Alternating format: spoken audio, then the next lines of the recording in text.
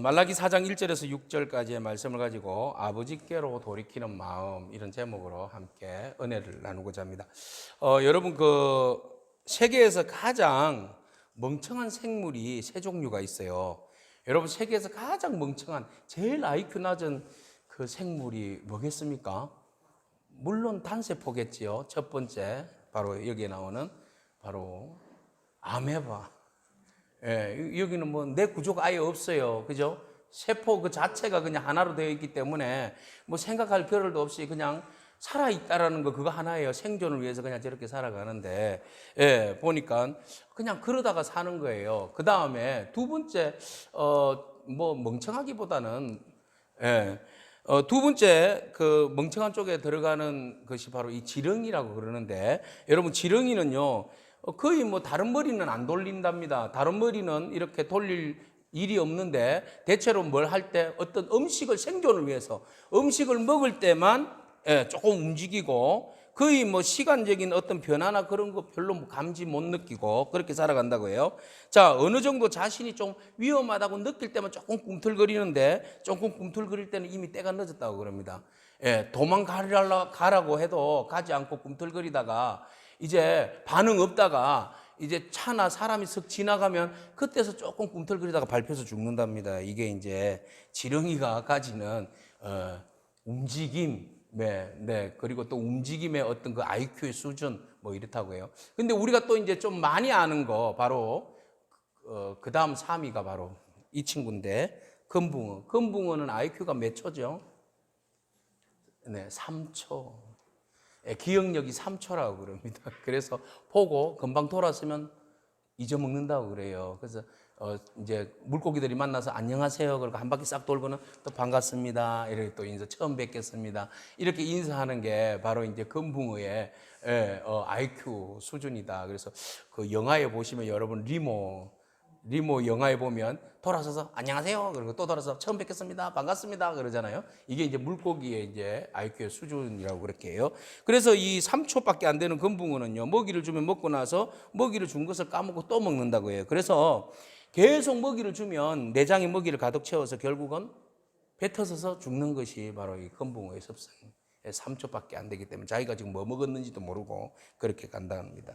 자, 이처럼 세상에는 우리가 보기에는 이해할 수 없는 그런 이제 생물들이 많고 동물들이 많은데, 저마다의 어떤 적응 능력을 가지고 살아가는데, 우리가 사람의 입장에서 보면 좀 멍청한 생물이다 이렇게 말하지만 그들 입장에서는 또 그렇지 않죠. 그러나 우리가 일반적으로 생각할 때 좀 멍청한 생물 그러면 보통 금붕어 머리, 이렇게 3초밖에 안 되는, 기억력이 없는, 그렇게 이야기를 하는데, 우리가 성경 말씀 보면서 큐티를 하면서 주로 이스라엘 백성들을 바라보면 좀 이 금붕어가가 아닌가 이렇게 생각되어집니다. 그죠? 예, 이스라엘 백성들 하나님께서 그토록 은혜 주시고 말씀 주시고 그렇게 경계하고 경고하고 또 선한 영향력으로 인도하여 주셨음에도 불구하고 돌아서면 잊어먹고 돌아서면 잊어먹고 돌아서면 은혜를 잊어버리는, 언제 우리가 은혜를 입었냐고. 특히 이제 말라기에 보니까 이제는 아예 하나님 앞에 막 항의까지 하는, 그죠? 대적까지 하는 그런 이스라엘 백성들의 그 모습을 보게 됩니다. 오늘 우리가 본문 말씀을 통하여서 우리가 잊지 말아야 할 것, 기억해야 할 것은 반드시 기억해야 하는데, 우리가 금붕어와 같은 그런 신앙인 하나님의 백성이 되지 않기를 축복합니다. 반드시 기억할 것은 기억하는 백성, 반드시 지킬 것은 지키는 백성, 반드시 순종해야 할 것은 순종하는 그런 백성이기를 축복합니다. 하나님이 여러분도 우리를 사랑하시는데 얼마나 사랑하시는가 하면, 우리가 말라기를 통해서 볼 때 하나님 특별히 우리를 사랑하신다고 말씀하셨는데, 어떻게 사랑하냐, 그래서 너희들을 특별한 나의 뭐라고요? 소유로 삼았다, 이렇게 말씀하고 계세요. 그죠? 하나님께서 우리를 향하여서 하시는 말씀이, 내가 너희들을 특별한 소유로 삼았다. 특별한 소유라는 말은 출애굽에서 모세가 이야기할 때 2인자, 그죠? 1인자 다음에 2인자 정도의 위치예요. 그리고 왕의 신복을 이야기할 때 특별한 소유, 이런 이야기를 해요. 그러니까 하나님이 우리를 가장 가까운 측근, 그죠? 가장 가까운 위치에 우리들을 세울 만큼 특별하게 우리를 사랑하시고 보살펴주시고 우리를 향하여서 아낌없는 은혜를 베풀어 주신다는 거예요. 그것을 이야기할 때 아들에게 아낌없이 대하는 것 같이 하나님도 아들에게 대하듯이 우리에게 아낌없이 사랑을 베풀어 주시는 분이시다, 이렇게 말씀하고 있습니다. 과연 여러분들이 느낄 때 하나님은 어떠한 분이십니까? 하나님은 우리를 특별한 소유로 삼아주시는 분인 줄로 믿습니다. 그 하나님을 우리 같이 말라기 3장 17절을 통해서 같이 한번 읽어보도록 하겠습니다. 만군의 여호와가 이르노라. 나는 내가 정한 날에 그들을 나의 특별한 소유로 삼을 것이요 또 사람이 자기를 섬기는 아들을 아낌없이 아낌과 같이 내가 그들을 아끼리니. 그렇죠? 하나님께서 우리를 특별한 소유로 삼아주시고 우리를 향하여서 굉장히 아껴주신다라는 겁니다. 자, 그렇게 하나님 우리를 사랑하시고 아껴주시는데 그 은혜를 이 금붕어처럼 잊어버린다는 것은, 망각한다는 것은, 그거는 잊어버린다는 것은 어떤 사람들은 은혜입니다라고 말하지만 그건 은혜가 아니라 죄예요. 죄, 범죄. 그죠? 우리가 세상을 살다 보면 잊어먹어야 할 것, 기억하지 말아야 할 것도 또 있어요. 이거는 우리가 기억하지 않는 것이 오히려 우리들에게 이익되는 것이 있습니다. 좋지 못한 어떤 경험이라든지 아픈 상처라든지 이런 것들은 그냥 탁 잊어버리는 게 좋아요. 그래서 우리가 뭐 기도할 때 하나님 그 좋지 못한 그 기억이라든지 이런 거는 그냥 내 머리에서 싹 사라지게 해주세요. 이렇게 기도하는 분들도 있잖아요. 그랬을 때 하나님의 은혜로 그 모든 것들은 그냥 잊어버리고 산을 가는 거예요. 그건 정말 하나님의 큰 은혜고 축복입니다. 그런데 하나님께서 주신 은혜와 말씀 가운데 절대로 잊지 말아야 할 것을 또 잊어먹는 사람들이 있어요. 뒤바뀌었어요. 잊지 말아야 할 것은 잊어버리고 잊어버려야 할 것은 기억하는 사람이 있다는 거예요. 오늘 여러분들은 기억하지 말아야 할 것은 기억하지 말고 기억해야 할 것은 반드시 기억하는 저와 여러분에게 축복합니다. 우리가 살다 보면 반드시 기억해야 할 것 있잖아요. 내 이름 석자, 전화번호, 주소, 주민번호. 이거 잃어버리면 여러분 생활에 있어서 너무너무 불편하잖아요. 내 이름이 뭐였더라? 선생님 성함이 어떻게 되시죠? 내 이름이 뭐였더라? 잃어버리면 이제 곤란하게 되는 거예요. 어디 했는데 주민번호를 쳐넣어라, 전화번호를 쳐넣어라 그러면 내 전화번호가 뭐였더라? 정말 큰일 날 일이에요. 그래서 우리가 내 전화번호, 내 이름, 요즘 뭐 한자는 잘 모르더라고요. 젊은 애들 한자를 안 쓰니까 한자 한번 써봐라 이러면 애들이 자기 이름도 못 쓰더라고요. 어쨌든 그거는 이제 지사 선택이고 뭐 영어로 쓸 줄 아냐 뭐 한자로 쓸 줄 아냐 그런 이제 한글만 쓸 줄 알면 되죠. 자, 어쨌든 우리가 생활에 있어서 반드시 기억해야 할 것을 모르면 참 많은 불편함을 겪듯이 우리가 하나님 말씀에 있어서 반드시 하나님께서 이것은 반드시 기억해야 해 라고 말씀하시는 것들을 잊어버리거나 기억하지 않거나 소홀히 대한다면 그것은 우리 신앙생활에 있어서 우리의 삶에 있어서 하나님 은혜를 입는 데 있어서 엄청나게 손해를 입을 수 있다. 그래서 하나님께서 우리 가운데 말씀을 주시는데 그 말씀 안에서 우리에게 주시는 그 말씀을 반드시 기억해야 할 것은 우리가 반드시 기억하고 잊지 않으려고 노력하는 저와 여러분이기를 축복합니다. 자, 먼저 하나님께서 우리로 하여금 기억해야 할 것 중에 하나가 내가 너희들을 사랑한다는 거예요. 그죠? 내가 너희를 사랑한다. 자, 이 말씀 여러분 하나님께서 우리를 사랑하신다는 이 말씀 여러분 반드시 기억하기를 축복합니다. 이거 반드시 기억해야 돼요. 저걸 뭐 기억을 해요? 아는 거 아니에요? 아니요, 기억하셔야 돼요. 여러분 이스라엘 백성들요 이 말씀을 기억해야 하는데 기억하지 아니하고 상황이 조금 달라지니까 이 말씀 기억하지 아니하고 하나님 앞에 그렇게 항의합니다. 하나님께서 나 너희들 사랑해 라고 말씀하시니까 이스라엘 백성들이 뭐라고 이야기했어요? 하나님 언제 우리 사랑했어요? 하나님 언제 우리를 사랑하셨어요? 사랑하신다는 분이 우리의 삶을 이렇게 피폐하게 만들 수 있어요? 그건 사랑이 아니죠. 이렇게 대항하고 항의하더라는 거예요. 그런데 하나님은 아니다. 난 너희들 미워한 적 한 번도 없고 너희들 내 관심 밖에 둔 적 한 번도 없고 나는 너희들 끝까지 내가 너희들을 얼마나 사랑하고 있는지 그것만큼 너희들 기억했으면 좋겠어 라고 말씀하세요. 하나님 우리를 사랑하신 줄로 믿습니다. 여러분 반드시 기억하십시오. 하나님 우리 사랑하십니다. 어떠한 일이 있더라도 하나님 절대 우리를 포기하지 않습니다. 우리 사랑하는 줄로 믿습니다. 그런데 이스라엘 백성들은 항의를 해요. 언제 우리를 사랑하셨나이까? 오늘 본문 말씀 말라기 1장 2절이에요. 같이 읽겠습니다. 여호와께서 이르시되 내가 너희를 사랑하였노라 하나 너희는 이러기를 주께서 어떻게 우리를 사랑하셨나이까 하는도다. 나 여호와가 말하노라 에서는 야곱의 형이 아니냐 그러나 내가 야곱을 사랑하였고. 자, 하나님이 예를 들어서 에서와 야곱이 있는데 내가 누구를 더 사랑했니? 야곱이야. 야곱은 누구의 조상이에요? 이스라엘 백성들의 조상이에요.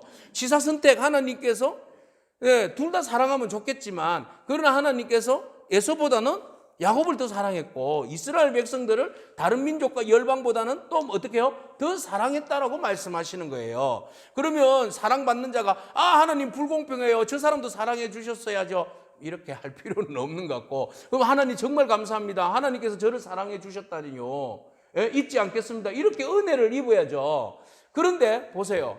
하나님께서 그토록 다른 사람들과 비교해서 그 사람보다는 내가 너를 더 사랑했어. 그 민족보다는 내가 너를 좀 더 사랑했지. 너를 많이 사랑했어. 라고 말씀하시니까 아이고 언제 우리를 사랑했냐고. 그거 다 거짓말이라고. 하나님 사랑하지 않았다고. 왜 사랑했으면 우리를 이 모양으로 만들어놨냐고. 그러면서 말라기에서 이스라엘 백성들이 항의를 해요. 그러면 말라기의 어떤 역사적인 상황들을 봐요. 이스라엘 백성들이 바벨론으로 포로로 끌려갔어요. 그곳에서 한 70년 정도 지나다가 1차 포로기한 때 돌아왔죠. 그리고 나서 한 50년 지나다가 2차 포로기한 때 에스라와 함께 사람들이 돌아왔어요. 나중에 느헤미야와 함께 또 돌아왔어요. 이러면서 세월이 지나고 돌아왔는데 돌아올 때 이스라엘 백성들에게는 꿈이 있어요. 어떤 꿈이 있어요? 포로 귀환하면 하나님께서 성전을 회복해 주시고 예배를 회복시켜 주시고 우리가 지난주처럼 말씀을 회복시켜 주시고 관계를 회복시켜 주시면 우리가 어떻게 해요? 그곳에서 예전에 그 다윗 왕조와 같은 그 황금 시대가 다시 열릴 거야. 이런 기대감이 있었던 거죠. 그래서 사람들이 예루살렘에 너나 할 것 없이 바벨론에서 포로 귀환 명이 떨어지자 황제의 칙령이 떨어지니까 너나 할 것 없이 막 그냥 예루살렘으로 돌아왔어요. 근데 돌아왔는데 좀 뭔가 삶의 자리가 좀 펴야 되잖아요. 꿈에도 그리던 기도하면서 고생해가지고 2,000km나 되는 먼 거리를 왔는데 뭔가 일들이 좀 잘 되어지고 삶이 윤택하고 이래야 되는데 바벨론에 살 때나 예루살렘에 살 때나 별반 다를 게 없어요. 생활은 여전히 어렵고요. 또 여전히 황제에게 바벨론의 그 페르시아 왕에게 바치는 세금은 또 과중하고. 아니 그러면 거기서 사는 거나 여기서 사는 거나 뭐가 다르냐? 다릅니까? 안 다릅니까? 예? 생활은 다르지만 그 안에 하나님께서 물론 그곳에서도 함께 하셨지만 더 하나님께서 우리를 사랑하시고 우리와 함께 하심의 은혜를 더 깊이 누릴 수 있는 곳이 예루살렘 귀환 아니겠어요? 그것만 봐도 하나님이 사랑하심을 느껴야 되잖아요. 그런데 주변에 일어나는 환경만 보는 거예요. 계산해 보는 거예요. 다른 사람과 비교만 하는 거예요. 아니 저쪽 나라는 저렇게 하나님 없어도 잘 사는데 왜 우리는 하나님 예배하고 이토록 하나님 열심히 잘 생겼는데 왜 우리는 이 모양 이 꼬라지로 사는가? 왜 우리는 이렇게 살 수밖에 없어요? 그거는 반드시 하나님이 우리를 사랑하지 않는 증거예요. 이렇게 대항한다는 거예요. 여러분, 우리 사람이 아무리 하나님에 대해서 불평을 하고 사랑하지 않는다고 투정을 부려도 하나님의 사랑은 변함이 없습니다. 우리를 향하신 하나님의 사랑은 영원하십니다. 하나님이 우리를 얼마나 사랑하시는지 시편 145편을 우리가 같이 한번 읽어보도록 하겠습니다. 8절과 9절이에요. 같이 읽겠습니다. 여호와는 은혜로우시며 긍휼이 많으시며 노하기를 더디하시며 인자하심이 크시도다. 여호와께서는 모든 것을 선대하시며 그 지으신 모든 것에 긍휼을 베푸시도다. 아멘. 보세요. 하나님은 어떠한 분이시다? 은혜로우신 분이시고 긍휼이 많으신 분이시고 우리를 향하여서 노하기를 더디하시는 분이시고 인자가 크신 분이시다. 헤세드죠. 인자가 크신 분이에요. 사랑이 크신 분이에요. 그리고 모든 것들에 대해서 우리에게 God is so good. 하나님은 선하신 분이에요. 좋은 것을 열어주시고 좋은 것을 인도해 주시오. 하나님은 긍휼이 깊으신 분이에요. 메르시. 하나님은 그 긍휼하시며 다른 그 어떤 신들도 비교할 수 없을 만큼의 그 긍휼하심이 크신 분이에요. 그 모든 은혜를 시편 기자가 고백했듯이 이런 은혜를 우리에게 베풀어 주셨는데 여러분 우리는 이런 엄청난 은혜를 잊고 누리고 살아감에도 불구하고 우리는 툭하면 어떻게 해요? 불평해요. 툭하면 언제 우리 사랑해 주셨어요? 언제 채워주셨어요? 언제 하나님이 우리 보호해 주셨어요? 언제 인자를 베풀어 주셨어요? 언제 긍휼을 베풀어 주셨어요? 언제 우리에게 선한 일을 베풀어 주셨어요? 언제 긍휼을 베풀어 주셨냐고 대항하면서 불평하는 것이 우리 사람들의 모습이에요. 그러면 도대체 어느 만큼 채워주고 어느 만큼 긍휼을 베풀어주고 어느 만큼 인자를 베풀어 주셔야지 하나님께서 나에게 큰 은혜를 베풀어 주셨다고, 크게 선대를 해 주셨다고, 크게 긍휼을 베풀어 주셨다고 그렇게 감사하면서 하나님 앞에 영광을 올려드리겠습니까? 인간은요, 끝이 없어요. 끝이 없어요. 그죠? 끝이 없어요. 하나님이 우리에게 은혜를 100을 주면 우리는 150을 바라고, 200을 주시면 300을 바라고, 1000을 바라는 것이 우리 사람의 모습이에요. 우리가 조금 마음을 내려놓고 겸손하게 하나님이 우리 하나님인 것만으로도 감사하고, 하나님이 우리 아버지 되신 것만이라도 감사하고, 하나님이 우리를 사랑한다, 변하지 않는다, 변질되지 않는다, 영원토록 변함없이 너를 사랑한다, 그 말 한마디만 있어도 우리는 감사하고 기뻐하는 저와 여러분을 축복합니다. 그래서 불평하지 않기를 축복합니다. 그저 작은 것에 대하여서 하나님 앞에 감사하는 저와 여러분을 축복합니다. 자, 그런데 이스라엘 백성들은 하나님께서 나는 너희들을 이렇게 사랑한다, 그런데도 불구하고 투정하고 오해하고 불신하고 그렇게 살아가는 이스라엘 백성들, 그들이 말합니다. 말라기 1장 6절에 보니까 하나님께서 내가 너희들을 사랑한다라고 이야기하니까 이스라엘 백성들은 이야기하죠. 얼마나 우리를 사랑하십니까? 이렇게 이야기하는 거예요. 하나님이 도대체 사랑하셨다고 하는데 그럼 도대체 그 사랑이 어느 만큼이냐고, 어느 만큼 사랑했냐고 이렇게 이제 대항을 하는 거예요. 같이 6절 읽겠습니다. 같이 읽읍시다. 내 이름을 멸시하는 제사장들아, 나 만군의 여호와가 너희에게 이르기를 아들은 그 아버지를, 종은 그 주인을 공경하나니 내가 아버지일진데 나를 공경함이 어디 있느냐? 너희는 이르기를 우리가 어떻게 주의 이름을 멸시하였나이까 하는도다. 아멘. 자, 하나님은 내가 너희들을 너무너무 사랑하고 너희들을 축복하는데, 그런데 내가 한번 물어볼게. 너희들은 나를 얼마나 사랑하니? 예, 이 질문이에요. 그죠? 우리는 어디까지요? 하나님 무조건 우리를 사랑해 주셔야 돼. 그러면서 조금만 불편하면 하나님 왜 우리를 사랑하지 않습니까? 하고 대항을 해요. 그러면 하나님 입장에서 우리에게 물어봐요. 그러면 너는 나를 얼마나 사랑하니? 예? 하나님께서 여러분들에게 물으셔요. 그러면 너는 나를 얼마나 사랑하니? 그러면 여러분들은 어떻게 하나님께 말씀드리겠어요? 하나님, 정말 하나님 사랑합니다.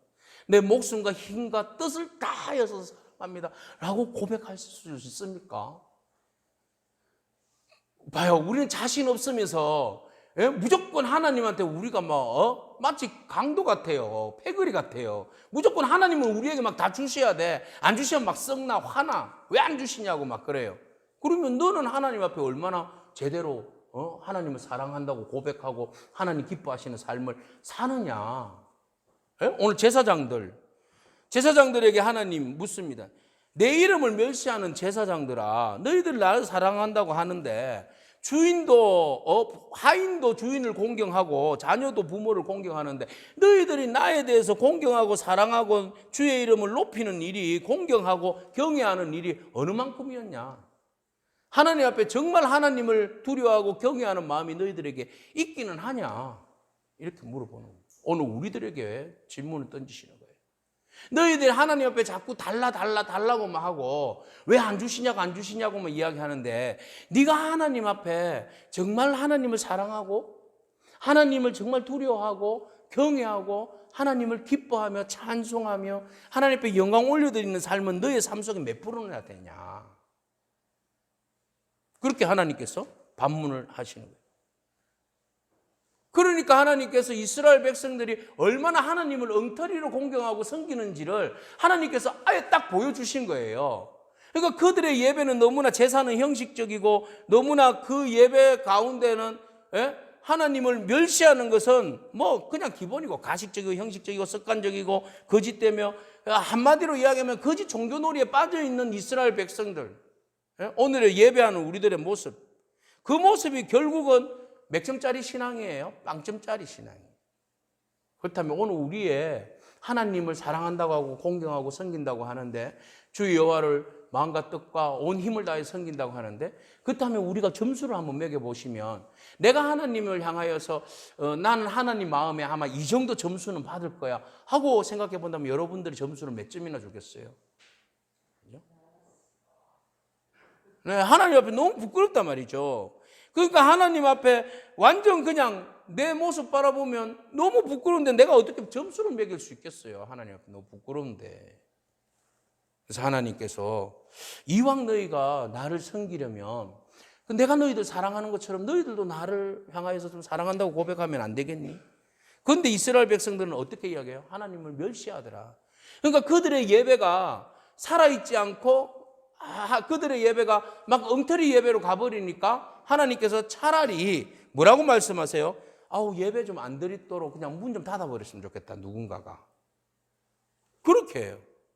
아니 너희들의 예배가 준비도 없이 형식적이고 가식적이고 외식적이고 그냥 와서 그냥 성전만 밟고 가는데 그런 예배를 드릴 바에 차라리 예배 안 드리는 게 낫겠다. 문을 누군가 좀 닫아버렸으면 좋겠다. 말라기 1장 7절에서 8절이에요. 10절 말씀부터 읽겠습니다. 만군의 여호와가 이르노라 너희가 내 제단 위에 헛되이 불사르지 못하게 하기 위하여 너희 중에 성전문을 닫을 자가 있었으면 좋겠도다. 내가 너희를 기뻐하지 아니하며 너희가 손으로 드리는 것을 받지도 아니하리라. 분명히 하나님 앞에 예배하는 예배자의 태도가 문제가 있다는 것을 하나님이 말씀하시는 거예요. 그죠? 전혀 하나님 앞에 기쁨으로 예배하지 않는다. 하나님 앞에 드리는 예물 속에는 분명히 문제들이 가득하다. 그죠? 하나님을 속이는 어떤 물질, 하나님을 속이는 제사, 하나님 기뻐하시지 않는 그런 흠투성이인 제사물로 하나님 앞에 드리더라. 그래서 차라리 너희들이 누군가가 성전문을 좀 닫았으면 좋겠다. 네, 우리가 드리는 예배를 말라기를 통하여서 한번 돌아봤으면 좋겠어요. 그래서 말라기 1장 7절에서 8절에 하나님께서 이어서 말씀하세요. 우리가 드리는 예배가 얼마나 모순되어 있는지 예배에 대해서 경각심을 불러일으키시는데요. 7절과 8절에 같이 읽겠습니다. 너희가 더러운 떡을 나의 제단에 드리고도 말하기를 우리가 어떻게 주를 더럽혔나이까 하는도다. 이는 너희가 여호와의 식탁은 경멸히 여길 것이라 말하기 때문이라. 만군의 여호와가 이르노라 너희가 눈먼 희생 제물을 바치는 것이 어찌 악하지 아니하며 저는 것 병든 것을 드리는 것이 어찌 악하지 아니하냐. 이제 그것을 너희 총독에게 드려보라. 그가 나를 기뻐하겠으며 너를 받아주겠느냐.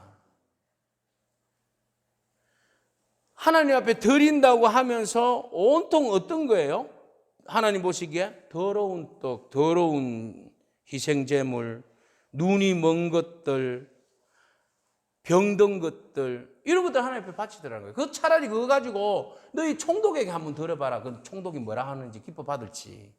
근데 하물며 너희들의 생명의 주관자가 되시고 너희들의 모든 것 되시는 하나님 앞에 드리면서도 이렇게 병든 거, 상처 입은 거, 헛된 거, 말도 안 되는 거 이런 거 이런 것들을 드리냐. 이것을 뭐라고 이야기해요? 여호와의 식탁을 경멸히 여겼다 그랬어요. 하나님 앞에 차려드리는 식탁을 하나님 앞에 드리는 거잖아요. 여러분 예전에 뭐 그냥 제사 지내는 사람들을 한번 보세요. 얼마나 정성껏 제사상에 올려놓습니까? 상다리가 부러지도록. 예? 하나님 앞에 예배하면서 그런 마음의 몸의 그 중심의 자세들은 그렇게 준비하지 않는가? 예? 귀신한테 드리는 제사도 그렇게 정성스럽게 드리는데 예? 살아계신 하나님 앞에 우리의 모든 생명의 주관 되신 하나님, 우리를 사랑하시고 우리에게 변함없는 사랑으로 함께 하시는 그 하나님 앞에 예배하면서 막 그냥 이 말씀대로 병든 것과 엉터리 그냥 예? 이런 것들 더러운 떡, 더러운 희생제물을 가지고 하나님 앞에 드리고 그걸 경외한다고 말할 수 있냐. 흠집투성이로 하나님 앞에 나아가는가. 그래서 이 모든 것들을 하나님께서 한마디로 말라기를 통하여서 이야기할 때에 뭐라고 이야기하는가 하면 그건 도둑질이다 이랬어요. 예. 결국은 하나님 앞에 바로 예배하지 못하는 거, 바르게 드려야 하는데 바로 드리지 못하는 거, 하나님 앞에 정성을 다하지 못하는 이 모든 것들을 다 싸잡아서 뭐라고 이야기하는가 하면 도둑질이다. 그 도둑질이라는 것을 예를 들어서 11조하고 봉헌물이라고 말씀하고 있겠어요. 그러면 꼭 11조하고 봉헌물만 도둑질입니까? 하나님의 시간과 하나님 앞에 드려지는 그 헌신과 노력과 모든 상황 가운데서 하나님을 제대로 섬기지 못한 모든 것들은 다 뭐가 되는 거예요? 도둑질 되는 거죠. 그렇죠? 그러니까 11조를 하나님 앞에 제대로 드려라. 그 도둑질이다. 라고 이야기하면 100만 원 받아 10만 원. 99만 9,999원을 받으면 얼마를 떼야 돼요? 99,999원 99전까지 이렇게 떼야 돼요? 이게 11조예요? 그것도 11조지만 눈에 보여지는 그것도 11조지만 진짜 11조는 마음으로 드리는 거예요. 그죠? 내가 마음이 하나님 앞에 이 물질은 주인은 하나님이십니다. 하나님께서 이 물질을 받고 하나님이 거지는 아니잖아요. 너희들이 물질 다 바쳐봐. 내가 기분 좋아서 나 좀 잘 먹고 잘 살아보자. 이겁니까? 세상의 모든 것도 주인 되시고 주관자가 하나님이신데 내 마음을 드려라. 마음을 드려야 됩니다. 그거 하나님 앞에 드리는 거잖아요. 그죠? 목사한테 주는 거 아니고 교회에 그냥 주는 거 아니잖아요. 하나님 앞에 드리는 겁니다. 하나님 앞에 제대로 드려야죠. 하나님 앞에 제대로 드리는 것이 이게 올바른 11조지 않습니까? 그죠? 11조가 막 벌써부터 그냥 나 11조 해야 되나 말아야 되나 이거 가지고 지레 겁먹지 마시고 11조의 기준은 정확하게 10분의 1 아닙니다.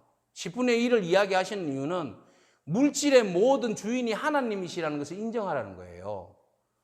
하나님이시라는 인정하니 그러면은 10만 원 버는 사람한테는 11조 만 원 떼기가 정말 그거는 생활의 직격탄이에요. 1,000만 원 버는 사람 100만 원 떼기는 사실 쉬워요. 근데 1억 버는 사람한테 1,000만 원 떼라 해봐 덜덜 떨리지. 그죠? 근데 그 중심에 내가 하나님 이 마음이 제가 많이는 못 드려요. 그렇지만 하나님 앞에 제가 드린 물질을 통하여서 사실은 11조를 드리는 이유가 뭐겠어요? 사실은 교회 운영이에요. 교회 운영. 레위인이나 제사장 그리고 성전에서 종사하는 사람들은 여호와가 하나님이 기업이잖아요. 그럼 하나님께서 다른 지파들에게는 기업을 분배해서 축복을 주셨어요. 그리고 열심히 살아가게 하셨어. 열심히 수입을 거둘 수 있도록 은혜를 주셨어. 그러면 그 사람들이 수입을 거둔 거 가지고 그러면은 여러분들을 위해서 기도하고 말씀 전하고 풀타임으로 사역하는 교육자들, 제사장들은 뭐 해야 돼요? 여러분들이 먹이 살려야 돼요, 사실은. 여러분들이 수고하고 애쓰고 번 돈의 10의 1을 하나님 앞에 제단에 드림으로 그것이 제단에서 운영되어지고 잘 운영되어질 수 있도록 풀타임 사역자들이 먹는 거 가지고 사는 거 가지고 고민 안 하고 주의 일에 집중할 수 있도록 여러분들이 11조를 해야 되는 거죠. 그런데 정말 어려워서 못 드리는 사람은 하나님 그 형편 알아주세요. 그런데 충분히 할 수 있음에도 불구하고 안 하는 것은 도둑질이다. 그죠? 그러면 여러분들 우리의 신앙 한번 돌아보기를 원합니다. 우리가 지금 도둑질하고 있는지 아니면 가부의 두렵돈을 드리더라도 하나님 앞에 정말 정성스럽게 떨리는 마음으로 하나님 정말 죄송해요. 세리의 마음으로 제가 가진 것은 이거밖에 없어요. 그렇지만 하나님 제가 하나님의 교회를 사랑하고 주님의 나라를 위하여서 온전히 제가 할 수 있는 정성은 여기까지 표현하겠습니다. 뭐 이런 이제 가난한 마음이 있으면 되는 거예요. 그래서 하나님께서 이 말라기를 통하여서 우리에게 주시는 그 말씀이 바로 그거죠. 그러면 너희들이 지금 내가 하나님의 은혜는 바라보고 하나님 축복은 바라보면서 막 기도를 하고 그러기는 하나님한테는 막 달라고 하면서 하나님이 진정 필요한 것들에서는 우리는 왜 침묵하고 있는가? 그죠? 그래서 3장 10절에 하나님께서 우리에게 8절 말씀 보겠습니다. 먼저 읽겠습니다. 같이 읽겠습니다. 사람이 어찌 하나님의 것을 도둑질하겠느냐? 그러나 너희는 나의 것을 도둑질하고도 말하기를 우리가 어떻게 주의 것을 도둑질하였나이까 하는도다. 이는 곧 11조와 봉헌물이라. 너희 곧 온 나라가 나의 것을 도둑질하였으므로 너희가 저주를 받았느니라. 굉장히 하나님께서 그 말라기를 통하여서 다른 말씀을 하시지만 그 중에서 온전히 하나님 앞에 그 드려지지 않는 삶에 대해서 이게 이제 11조가 제일 예민한 부분이니까 이것을 이제 예로 말씀을 하신 거예요. 말라기 3장 10절을 보세요. 같이 읽겠습니다. 만군의 여호와가 이르노라 너희의 온전한 11조를 창고에 들여서 나의 집에 양식이 있게 하고 그것으로 나를 시험하여 내가 하늘 문을 열고 너희에게 복을 쌓을 곳이 없도록 붙지 아니하나 보라. 이 당시에 워낙 사람들이 하나님 앞에 감사도 안 하고 11조도 안 하고 하니까 교회와 성전은 피폐해지고, 그죠? 그러니 하나님께서 뭐라고 말씀하세요? 나의 집에 양식이 있게 한번 해봐라. 에? 그러면 내가 너희에게 어떻게 하겠다는 거예요? 하늘 문 열어서 너희에게 복을 채워주지 않는가 한번 봐라는 거예요. 예. 뭐 꼭 11조를 해서만 복을 채워주냐 이 말이 아니라 제대로 된 신앙의 정체성을 가지라는 거예요. 하나님 앞에 제대로 하라, 제대로. 모든 것이 하나님 것이라고 고백하고 하나님의 은혜를 입어서 구원받았다고 이야기하면서 우리가 할 도리는 안 하고, 그러면은 하나님께서 그 자체를 기뻐하시지 않는다. 그래서 우리에게 원하시는 것은 정말 어떤 억만급의 돈이 아니라는 거예요. 물질이 아니라는 거예요. 정말 하나님 앞에 기쁜 마음으로, 감사한 마음으로, 하나님 사랑하는 마음으로, 존경하는 마음으로 하나님 앞에 나아가는 것. 그 물질을 하나를 조금을 드리더라도 정말 하나님을 사랑하는 마음, 교회를 사랑하는 마음. 풀타임 사역자들이 우리가 헌금 안 하면 분명히 손가락 빨 텐데 어떻게 사실 수 있을까? 그런 고민들 안 해보십니까, 여러분? 돈 없으면 목사님 나가서 그냥 돈 벌겠지 이런 생각 하십니까? 극기야는 나가서 벌어야 되겠죠. 그러나 여러분, 그건 순서가 아니죠. 먼저 우리가 최선을 다하고 부족한 부분은 목사가 나가서 벌 수 있어요. 그죠? 애시당초 처음부터 차단해버리고 너 나가서 돈 벌어와. 이거는 풀타임 사역자에 대한, 레인에 대한, 제사장에 대한 예의가 아니죠. 그것은 도둑질이다. 분명히 성경은 말하고 있어요. 좀 무거운 주제지만 성경에 있으니까 그대로 저는 전하겠습니다. 자, 어쨌든 예수님께서 11조에 대해서 분명하게 구분을 하셨어요. 뭐라고 말씀하시는가 하면 너희들이 11조를 드리는데 심지어는 그 경건한 사람들이, 바리새인들이 11조를 어느 것까지 11조를 드렸는가 하면 나는 정확하게 계산기하고 두드렸어요. 두드려서 우리 밭에서 나는 채소 있잖아요. 상추를 10개 땄다 그러면 한 개를 하나님 앞에 드리는 거예요. 이 정도로 11조에 대해서 아주 정확해서 땅콩을 100개를 수확했다 그러면은 10개를 막 하나님 앞에 막 이렇게 드렸다. 그 정성 정말 멋있잖아요. 마음까지도 그 안에 들어가 있으면 너무너무 귀한 거죠. 근데 이런 것들은 너무 철저해요. 너무 철저한데 그 대신 다른 것들이 아주 활발했어요. 자, 누가복음 18장 10절에서 14절이에요. 같이 읽겠습니다. 두 사람이 기도하러 성전에 올라가니 하나는 바리새인이요 하나는 세리라. 바리새인은 서서 따로 기도하여 이르되 하나님이여 나는 다른 사람들 곧 토색, 불의, 간음을 하는 자들과 같지 아니하고 이 세리와도 같지 아니함을 감사하나이다. 나는 일에 2번씩 금식하고 또 소득의 11조를 드리나이다 하고 세리는 멀리 서서, 자, 세리는 멀리 서서 감히 눈을 들어 하늘을 쳐다보지 못하고 다만 가슴을 치며 이르되 하나님이여 불쌍히 여기소서 나는 죄인이로소이다 하였느니라. 내가 너희에게 이르노니 이에 저 바리새인이 아니고 이 사람이 어렵다 하심을 받고 그의 집으로 내려갔느니라. 무릇 자기를 높이는 자는 낮아지고 자기를 낮추는 자는 높아지리라 하시니라. 자, 두 사람이 성전에 갔어요. 바리새인과 세리예요. 근데 바리새인이 기도하는 거 보세요. 얼마나 멋지게 기도합니까? 다른 사람들의 신앙이 굉장히 본이에요. 하나님 앞에 나는 토색하거나 저 사람처럼 세리처럼 토색하거나 불의하거나 간음하거나 도둑질하지 않았습니다. 하나님, 나는 일주일에 금식을 2번이나 하는 사람이에요. 그리고 저는 소득의 10분의 1을 정확하게 하나님 앞에 드리는 사람이죠 라고 이야기합니다. 근데 세리는 상대적으로 어떻게 합니까? 가슴을 치면서 하나님 저는 죄인입니다. 그 속에는 뭐예요? 저는 도둑놈입니다. 저를 불쌍히 여겨주셔서 이렇게 기도하는 거예요. 자, 한 사람은 자기의 의에 차서 자기가 행한 그 행위에 굉장히 만족하면서 그것을 막 드러내면서 자기의 의를 드러내면서 그렇게 기도를 했어요. 한 사람은 너무나 부끄러운 모습으로 하나님 앞에 죄송하다고 기도했어요. 그때 예수님께서 말씀하십니다. 누가 더 의롭나? 누가 하나님 기뻐하시나? 그죠? 하나님 앞에서 자기를 낮추는 사람, 하나님을 경외하고 하나님 앞에 그 감사하는 마음이 죄악 가운데서도 정말 하나님의 긍휼하심을 구하면서 자기 자신을 겸손히 낮추는 사람. 주님은 그 사람들의 그 작은 물질들이라도 그 사람의 진정한 마음을 기뻐하신다는 거예요. 그러면서 동일 말씀이 누가복음 11장 42절에도 나오는데요. 예수님께서 분명히 11조에 대해서 말씀하시는데 정확하게 어떤 11조를 나누는 것이 중요한 것이 아니라고 지금 말씀하시는 거예요.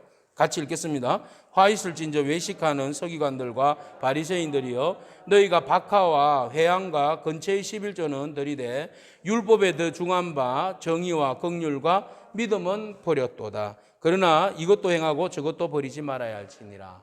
11조를 이왕 하려면 우리가 가장 버리기 쉬운 하지 않는 것 뭐예요? 긍휼과 정의와 믿음. 다른 사람 영혼에 대한 그 마음, 긍휼의 마음, 하나님의 마음까지도 같이 함께 가지고 하나님 앞에 물질을 드리더라도 드리라는 겁니다. 그러니까 자기를 드러내기 위해서 오만함과 교만함을 드러내기 위해서 자기의 공덕을 드러내기 위해서 자신을 드러내기 위해서 하는 11조는 하나님 정말 원치 아니하신다. 오병이어의 아이가 오병이어를 드리는 그 아이의 마음으로 정말 주님께 좋은 것을 봉사하고 싶은 그 마르다의 마음, 사르밧 가루, 남은 가루와 그 기름 한 병으로 섬기려고 했던 그 마음, 사케오처럼 주님을 막 기뻐하며 자기 집에 모시고 식탁을 베푸는 그 마음, 가슴을 치면서 눈물 흘리는 세리의 마음, 두렙돈을 정성스럽게 하나님 앞에 드리는 과부의 마음, 이게 진짜 11조가 되는 거죠. 오늘 그 예물이 저와 여러분들에게 여러분들이 드리는 하나님 앞에 드리는 향기로운 예물 되기를 축복합니다. 아무리 아름다운 이 백합이라 해도 백합이 얼마나 향기가 진합니까? 이것이 그 관리 안 하고 있으면 시들어 버리면 시궁창 냄새, 정말 그 꽃 시들은 거 냄새 맡아보세요. 얼마나 구역질 나는데요. 그죠? 정말 이쁜 백합화도 시들면 향기를 잃어버리면 악취로 변한다는 거예요. 우리 보기에 우리의 겉모습이 하나님 모습이 아름다운 모습으로 들려지는 이런 모습 가지고 있다 할지라도 우리의 마음이, 우리의 속마음이 하나님 앞에 바로 서지 못하면 그 사람은 어떻게 해요? 시궁창 냄새 나는, 그렇죠? 시궁창 나는 그런 냄새 나는 그런 악취 나는 그런 종교인에 불과하다는 겁니다. 그래서 하나님께서 말라기를 통하여서 우리의 그 잘못된 신앙감만 막 지적하는 게 아니에요. 지적하시는 이유는 다시 회복하기 위한 지적이잖아요. 그죠? 그래서 하나님께서 은과 금을 단련하듯이 우리를 풀무불에 달구어서 잿물로 그 사람을 흙탕물을 깨끗이 씻어서 깨끗한 표백제로 만들듯이 하나님의 말씀으로 우리로 하여금 연단하시는 거죠. 그래서 하나님께서 우리를 연단하셔서 다시 하나님 기뻐하시는 어떤 영권들을 이스라엘 백성, 거룩한 백성으로 하나님 기뻐하시는 그런 축복받는 백성으로 하나님 세우기를 원하시는 거죠. 그래서 말라기를 통하여서 하나님께서 내가 너희들을 은금으로 연단하고 풀무불로 연단하겠다 이렇게 말씀하십니다. 같이 한번 읽어보도록 하겠습니다. 말라기 3장 2절에서 3절이에요. 그가 임하시는 날을 누가 능히 당하며 그가 나타나는 때에 누가 능히 서리요. 그는 금을 연단하는 자의 불과 표백하는 자의 잿물과 같을 것이라. 그가 은을 연단하여 깨끗하게 하는 자같이 앉아서 레위 자손을 깨끗하게 하되 금은같이 그들을 연단하리니 그들이 공의로운 제물을 나 여호와께 바칠 것이라. 아멘. 하나님이 만져주신다는 거예요. 하나님이 주의 성령이 주의 말씀이 우리를 다듬어 주신다는 거예요. 그래서 다듬어 주실 때에 은금이 온전한 은금으로 만들기 위해서는 재련을 하는 거잖아요. 풀무불에 막 넣어야 되잖아요. 풀무불에 넣을 때는 막 뜨겁고 힘들고 아프잖아요. 그러나 그 안에 있는 내 안에 있는 불순물들이 탁 태워져 버리면 온전한 정말 빛나는 금과 은으로 이렇게 재탄생하게 되는 거죠. 오늘 우리가 주의 말씀의 도가니 속에, 주의 말씀의 풀무불 속에, 주의 성령의 풀무불 속에 저와 여러분들이 만져지고 치료되어지고 회복되어지는 은혜가 있기를 축복합니다. 하나님이 이렇게 표백하는 제물을 통하여서 우리를 또 깨끗하게 정결하게 씻어줘서 결국은 우리로 하여금 어떤 제물이 되게 하시겠다는 거예요? 공의로운 제물이 되게 하시겠다. 하나님 쓰시기에 합당한 제물, 하나님 쓰시기에 기뻐하는 제물이 되기를 원하시는 것이 하나님의 마음이에요. 이게 하나님이 이스라엘 백성을 선택한 이유예요. 이스라엘 백성들을 왜 선택하셨어요? 너희들에게 복을 주어서 천한 만민이 너희들을 통하여서 하나님을 알고 하나님의 복을 누리게 하기 위해서 이 땅 가운데 거룩한 제사장으로 삼기 위해서 우리를 선택하신 것이잖아요. 그런데 그 제사장이 축복의 통로인데 통로가 하늘의 복이 우리를 통해서 막 세상으로 흘러가야 되는데 그 관이 막혔어. 동맥경화. 그럼 어떻게 해야 돼요? 동맥경화를 뚫어야 되잖아요. 뚫을 때 좀 아파요. 그죠? 약물 치료하면 아파요. 스텐트 박아야 돼요. 그렇게 해야 돼요. 안 그러면 죽어요. 동맥경화 꽉 막히면 나도 죽고 다 죽어요. 그래서 하나님이 먼저 나를 청소시키신다는 거. 청소시키실 때에 마음이 좀 상할 수도 있고 아플 수도 있어요. 그렇지만 그 과정이 지나면 깨끗이 뻥 하고 뚫리면 나를 통하여서 하나님의 그 크고 놀라운 축복이 막 우리 교회 가운데로, 가정 가운데로, 세상 가운데로 막 흘러갈 줄로 믿습니다. 이것이 바로 하나님이 우리를 향한 사랑이에요. 그래서 그 사랑은요, 하나님 우리를 향한 사랑은요, 비록 우리가 잘못하면 매도 때리기도 하고, 때로는 무관심처럼 하나님 응답도 안 하시고 가만히 계시기도 해요. 그러나 하나님은 절대로 우리를 향한 하나님의 사랑은 변하지 않는다. 변하지 않는 하나님의 사랑이 우리 가운데 있다는 것. 말라기 3장 6절이에요. 같이 읽겠습니다. 나 여호와는 변하지 아니하나니 그러므로 야곱의 자손들아 너희가 소멸되지 아니하니라. 아멘. 보세요. 하나님은 어떤 분이다? 변하지 않는 분이에요. 그런데 그 상대적으로 야곱의 자손은 어떤 자손이에요? 야곱의 자손. 야곱은 늘 언제나 거짓말하고 자기 머리 돌리고 딴짓 하는 사람이 야곱이잖아요. 근데 야곱은 내나 이스라엘 백성들을 말하는 거거든요. 그러니까 하나님은 변하지 않는데 이스라엘 백성들은 늘 언제나 야곱과 같은 삶을 살아요. 그럼에도 불구하고 하나님은 어떻게 하시겠다? 소멸하지 아니하겠다. 내가 때려서라도 연단해서라도 너를 바로 세워서 하나님의 그 공의의 제물이 되게 하시겠다. 하나님이 기쁨이 되게 하시겠다. 이게 이제 하나님이 우리에게 주시는 말씀이에요. 그래서 말라기 4장 1절에서 2절이에요. 하나님이 우리를 어떻게 치료해 주시고 회복해 가시는지 한번 보겠습니다. 만군의 여호와가 이르노라. 보라, 용광로 불같은 날이 이르리니 교만한 자와 악을 행하는 자는 다 지푸라기 같을 것이라. 그 이르는 날에 그들을 살라 그 뿌리와 가지를 남기지 아니할 것이로되 내 이름을 경외하는 너희에게는 공의로운 해가 떠올라서 치료하는 광선을 비추리니 너희가 나가서 외양간에서 나온 송아지같이 뛰리라. 아멘. 이게 바로 주님께서, 하나님께서 말라기를 통하여서 우리에게 주시는 희망의 메시지예요. 우리가 잘못하면 교만하고 악한 자들, 이런 사람은 어떻게 해요? 지푸라기 같이 태워버리겠다. 이게 여기는 심판이 두 가지, 심판을 이야기하시지만 심판의 두 가지 적용이에요. 하나님을 공의롭게 하지 아니하고 하나님 따르지 아니하고 하나님을 대항하면서 교만하고 악을 행하는 자들은 지푸라기처럼 심판하시는 거예요. 완전히 태워버리는 거예요. 그러나 하나님의 긍휼 속에 있는 사람은 태워서 연단해서 금과 은과 같이 빛나게 하시는 거예요. 그래서 하나님께서 공의의 해가 떠올라서 어떻게 하겠다는 거예요? 치료의 광선을 더하여서 우리가 마치 외양간에서 나온 송아지처럼 뛰게 하시겠다. 할렐루야. 오늘 그 은혜가 저와 여러분 가운데 있기를 축복합니다. 송아지처럼 이제 기뻐하면서 뛰는 일만 남았어요. 하나님 우리를 치유의 광선으로 다시 회복하여 주시고 치료하여 주시고 다시 하나님의 거룩한 백성으로 세워주실 줄로 믿습니다. 그래서 하나님께서 우리를 치료하실 때에 먼저 하나님과의 온전한 관계, 예배의 회복이 되기를 원하십니다. 그리고 우리에게 정말 불순물들 하나님께서 말씀과 성령으로 치료하시고 태워주실 줄로 믿습니다. 그 하나님을 신뢰하면서 인내하며 하나님만 온전히 바라보기를 축복합니다. 아멘. 기도하겠습니다. 하나님 감사합니다.